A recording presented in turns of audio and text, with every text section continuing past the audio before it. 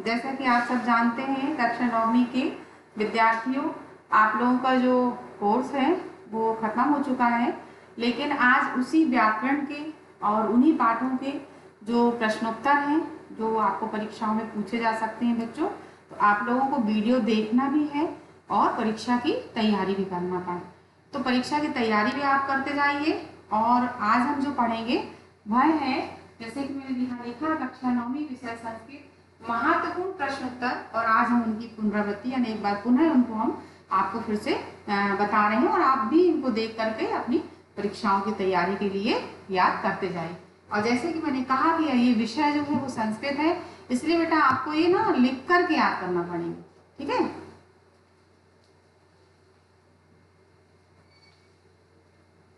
यहाँ पर जो आज हम पढ़ रहे हैं ये है वस्तुनिष्ठ प्रश्न। क्या है ये? वस्तुनिष्ठ प्रश्न, ठीक है। जैसे कि आते हैं बहुविकल्पी। बहुविकल्पी का अर्थ होता है कि ये विकल्प आपको दिए गए हैं, है ना, इसमें से कौन सा सही है। तो देखिए दे दिया है बालक शब्दस्य चतुर्थी एकवचनस्य रूपम अस्ति, ठीक है ना। तो इसका पहला दिया बालिका, बालिकई, बालिका, बालिकस्य, ये जो दिए हैं देखिए यहाँ पर ये आंसर दिए हुए हैं। आपको इनको देख करके इसमें बताना है कि कौन सा, तो इसका पहले का कौन सा आएगा? तीसरा, ठीक है। फिर दूसरा है अधोलिखितेषु षष्ठी विभक्ति या रूपम अस्ति। अधोलिखितेषु में इसमें नीचे लिखे उसमें कौन सी विभक्ति है, तो कौन सा आएगा इसमें? अधोलिखित षष्ठी विभक्ति किसमें है? तो मुनि, ठीक है ना।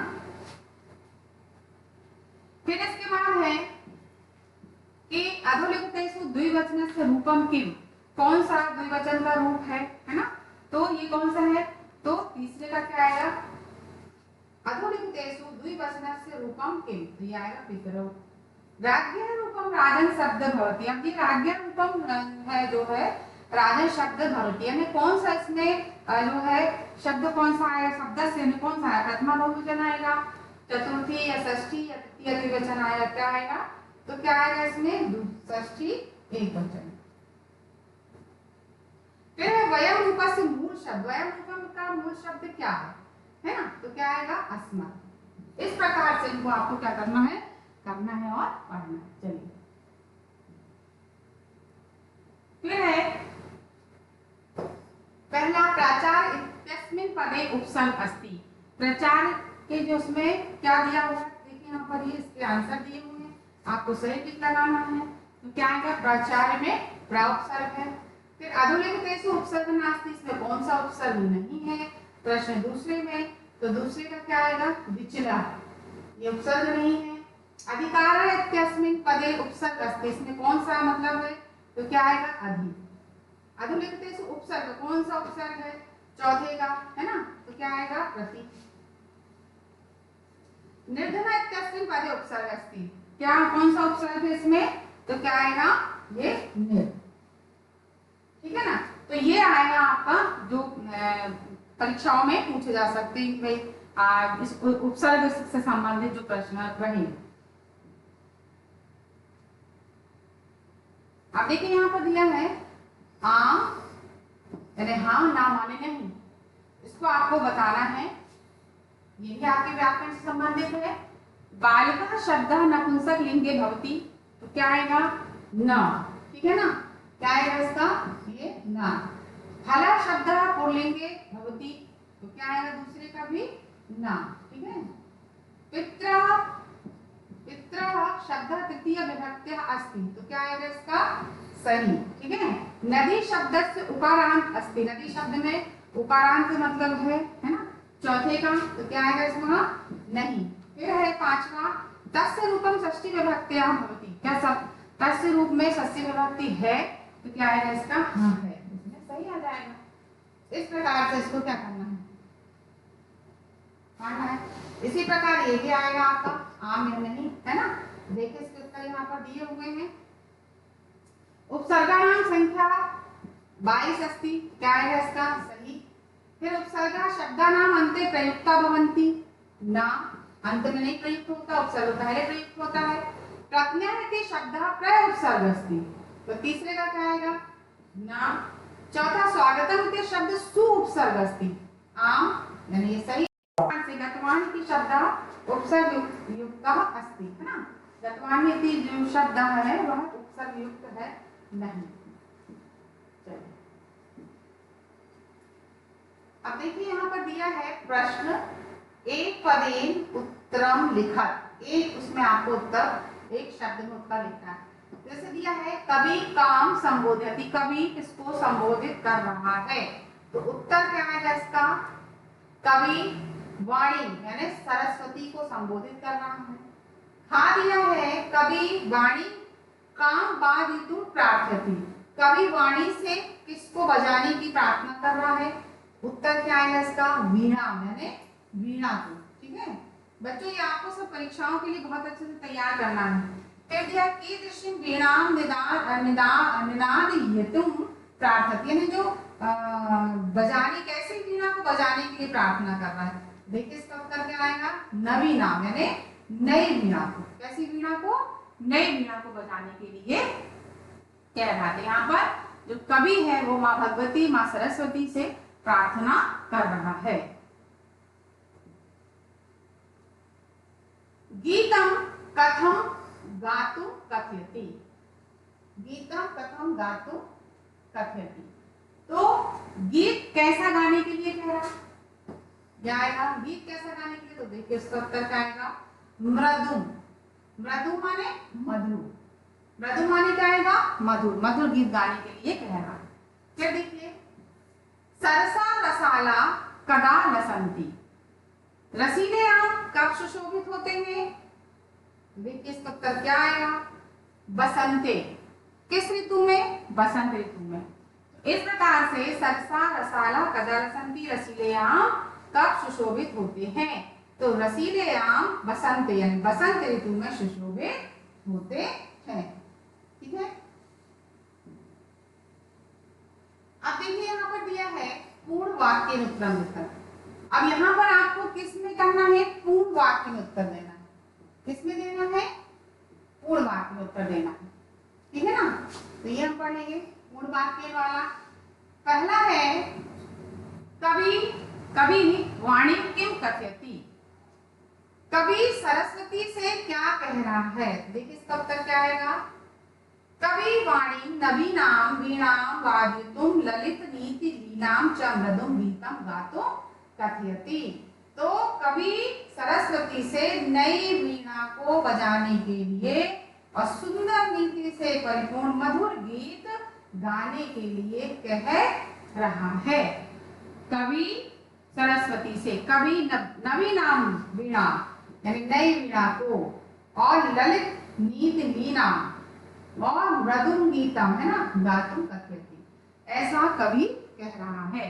तो कवि सरस्वती से नई वीणा को बजाने के लिए कह रहा है और सुंदर रीति से परिपूर्ण मधुर गीत गाने के लिए कह रहा है। इस प्रकार से ये आपको क्या करना है, ये पूर्ण वाक्य में आपको पूरा आएगा।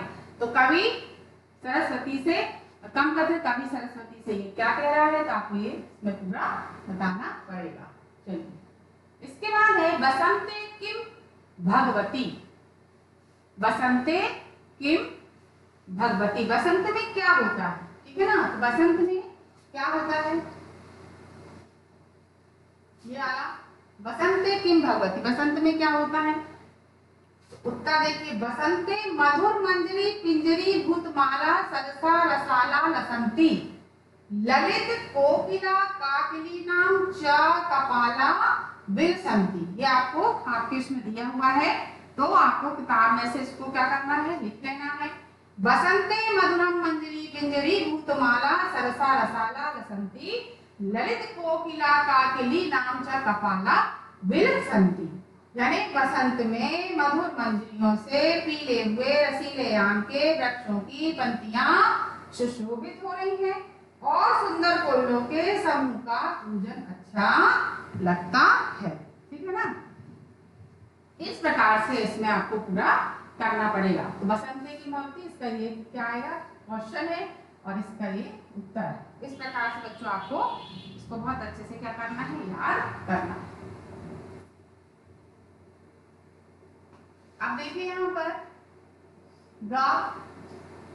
सशिलम तब वीणा कामाकर्ण कथम, कि जल तुम्हारी वीणा को सुनकर कैसे उछलने लगे। देखिए उत्तर क्या आएगा इसका, ससिलम तव वीणा माकर्ण ससिलम उच्छते, जल तुम्हारी वीणा को सुनकर हिलोरे लेते हुए उछलने लगे। ससिलम उच्छेद है ना, क्या आएगा, वीणा माकर्ण ससिलम उच्छते, उच्छते यानी जोर उछलना, और ससिलम यानी जो है वीणा माकर्ण यानी उसको सुनकर, वीणा को सुनकर हिलोरे लेते हुए, है ना। तो इस प्रकार से आपको लिखना है। आप तो देखिए इसका, कवि भगवती भारती तस्य तीरे मधु माधवीनाम नताम पंक्तिम अवलोक्य वीणाम वादितुम कथयति, जो कवि भगवती भारती से किसके तट पर सुंदर मालती नामक लताओं की झुकी हुई पंक्तियों को देखकर वीणा बजाने के लिए कह रहा है। क्या समझिए, कवि कवि भगवती भारती यमुना नद्या तीरे, किस नदी के किनारे, यमुना नदी के किनारे, मधु माधवी नाम नताम पंक्तिम अवलोक्य वीणाम वादितुम कथयति, जो कवि है वो भगवती यानी सरस्वती से यमुना नदी के तट पर सुंदर मालती नामक लताओं की झुकी हुई पंक्तियों को देखकर वीणा बजाने के लिए कहता है। इस प्रकार कवि भगवती भारती यमुना नदी तीरे, किस नदी के किनारे, यमुना के तट पर मधु माधवी नाम, कैसी, मालती नामक सुंदर लताओं को अवलोक माने देखकर, है ना, वीणा वादितुम कथयति यानी वीणा बजाने के लिए कहता है। इस प्रकार से आएगा।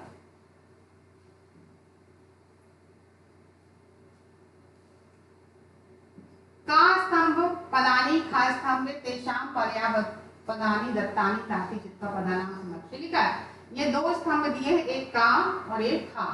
इसमें ये उनके जो पर्याय शब्द है उनको चुनकर शब्दों के सामने क्या करना, लिखना है। देखिए इसका आंसर ये दिए हैं नीचे, जैसे काम में है ना सरस्वती, तो सरस्वती का क्या आएगा, वाणी, है ना, यहाँ पे आएगा वाणी। फिर क्या दिया है, खा, खा क्या दिया, आम्रा, है ना, तो क्या दिया, आम्र कैसे होते हैं, रसीले होते हैं, ठीक है ना। फिर दिया है पवनम, क्या दिया, तो पवन माने क्या होता है, समीर आएगा, ठीक है ना। फिर है घाट, तटे, तटे माने, तट माने टीले, ठीक है। फिर भ्रमणा, भ्रमणानाम, तो क्या आएगा इसका, हली ना। इस प्रकार से ये पूरा आपका होगा। देखिए यहाँ पर दिए अधोलिखितानि पदानि प्रयुज्य संस्कृत भाषायां वाक्य रचना, नीचे लिखे शब्दों का प्रयोग करके संस्कृत भाषा में वाक्य रचना करना, ये आपको पेपर में आ सकता है। जैसे दिया है का निनादय, तो क्या आएगा इसका वाक्य रचना, अये वाणी नवीनाम वीणाम निनादय। फिर खा देखिए मंदम मंदम, है ना, तो क्या आएगा, गजह मंद मंद चलती, मंद मंदम, तो क्या आएगा, गजह मंद मंदम चलती। ग मारुता, अद्य मारुता तीव्रः चलती। घा ससिलम, गंगाया ससिलम पवित्रम अस्ति। फिर सुमना, सुमना सुगंधम, क्या आएगा, सुगंधम वितरती, मतलब जो विस्तार करता है, खुशबू देता है, ठीक है ना। फिर है कृष्ण श्लोकस्य आसायम हिंदी भाषायाम आंग्ल भाषा, मानी या तो अंग्रेजी भाषा में लिखिए, या तो आंग्ल का मतलब होता है अंग्रेजी भाषा। देखिए क्या आएगा, हिंदी भाषा में क्या भावार्थ है कि हे सरस्वती नई वीणा को बजाओ और सुंदर नीति से परिपूर्ण मधुर गीत को गाओ। इस वसंत में मधुर मंजरियों से पीले हुए रसीले आम के वृक्षों की पंक्तियां सुशोभित हो रही हैं। सुंदर फूलों के समूह का पूजन अच्छा लगता है, इसलिए हे सरस्वती कैसी वीणा बजाओ, नई वीणा को बजाओ। समझ में आ गया, चलिए। इसके बाद है अधोलिखित पदानाम विलोम पदानी लिखत, विलोम शब्द लिखना है ना। तो पहला क्या दिया है, कठोरम, तो कठोरम का क्या आएगा, देखिए आया मृदुमम। कटु, कटु का क्या आएगा यहाँ पर, मधुरम, ठीक है। फिर है शीघ्रम, नवीनम, फिर नीरसा, नीरसा का आएगा सरस।